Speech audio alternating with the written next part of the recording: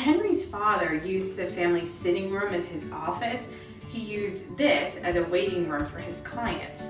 And when Henry was a kid, he liked to sit back here and write. Then when Henry's father moved his office out of the house, Henry's mother turned this into a china closet. And when that happened, Henry wrote a letter to his sister, and he said, "No soft poetic ray has irradiated my heart since the Goths and Vandals crossed the Rubicon of the front entry and turned the sanctum sanctorum of the little room into a china closet." So what exactly did Henry mean by that? Basically what he's saying is, I can't write anymore, I have no more inspiration, not since Mom went into that room where I used to find peace and quiet and turned it into a china closet.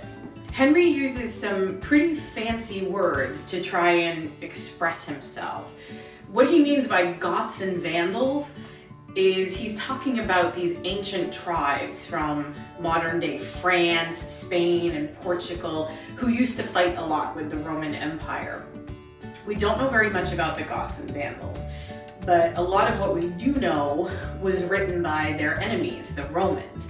So they've never said anything very nice about them, usually that they were people that caused a lot of destruction. In fact, today the word vandal means someone who destroys someone else's property.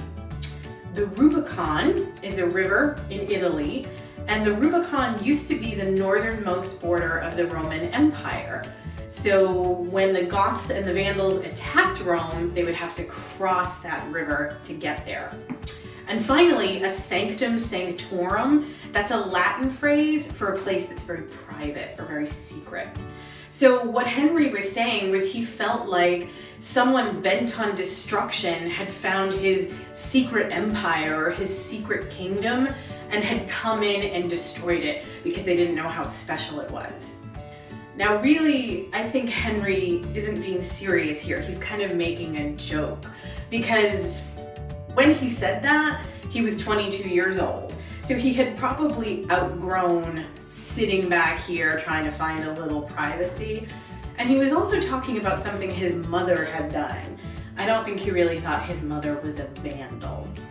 Now today, we're turning this room into a writing space again, and visitors to the Longfellow house are encouraged to come back here, sit down, take a moment, and write a little something, like a poem or a message for us about how they loved visiting the house, and leave it behind for other people to see. So we're wondering if you have a special place in your house where you go to be alone and work on something that's important to you.